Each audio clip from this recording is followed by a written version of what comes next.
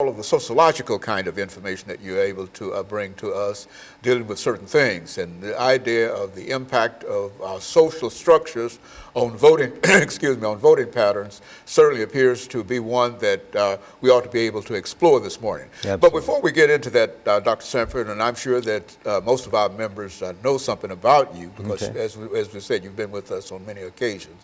But let's sort of give us some information in reference to your background, your education, and some of your experiences. And so by the second segment, we should be able to get into the impact of social structures on voting patterns. Let's do it from that perspective. Okay. Again, I thank you so very much for this opportunity to be here.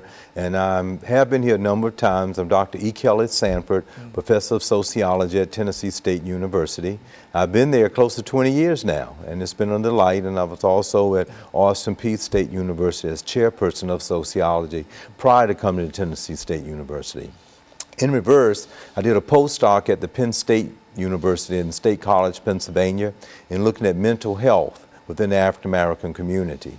I also taught there before going to the University of Montana, where I was Director of African American Studies for 7 years. And it was after that point I came to Tennessee and to the Tennessee Board of Regents system.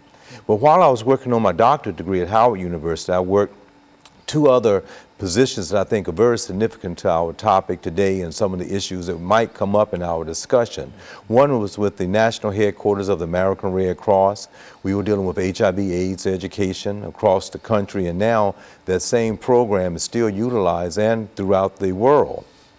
Also with the National Organization of Black Law Enforcement Executives, where we dealt with crime, criminality, and victims assistance programs. So that was just very important in my entire research, where I deal with mental health, obesity issues, and health issues, criminology, and also in voting issues and those types of concerns and problems. And you know, Dr. Sanford, looking at all of the information that you have available for us this morning, yes, to think in terms of social structures and voting patterns, yeah, how would you bring that into some perspective for our viewers this morning? Okay, I would like viewers to understand that when I talk about that term social structure, that our society is made up of basic 10 institutions, and that we need to feel and understand that we are one of the primary ones, that of the family. Then, of course, we would have education, we'd have religion, you'd have the military as an institution, science, law, government, politics, economics, and then, of course, this new postmodernist age, we have mass media, communications, entertainment is all a part of those 10 institutions that make up the society in which we live in. And I wanted today to try to share some information in regard to looking at social structure of the society, but from a historical point of view, from a long time ago in 1619 to 1719, and all the way up to the present, to see the importance of us voting today and voting patterns. Very good. And so what we'll do, we've got a commercial break coming up within the next minute and a half.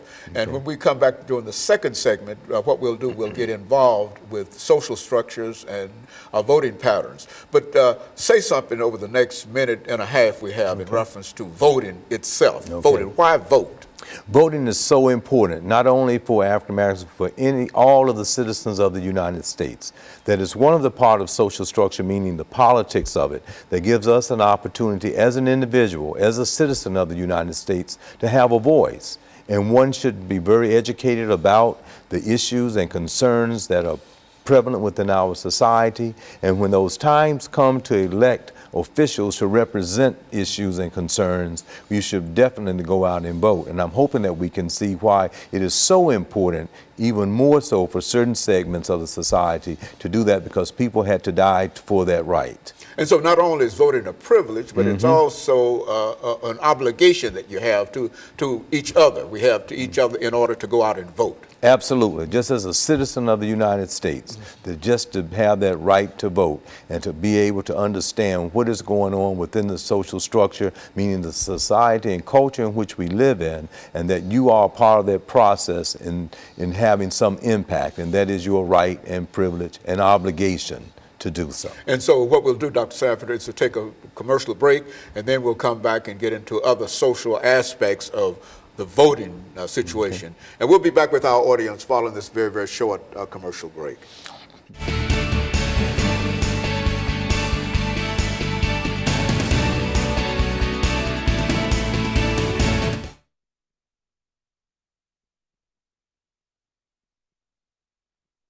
Try to do is kind of link back now to an early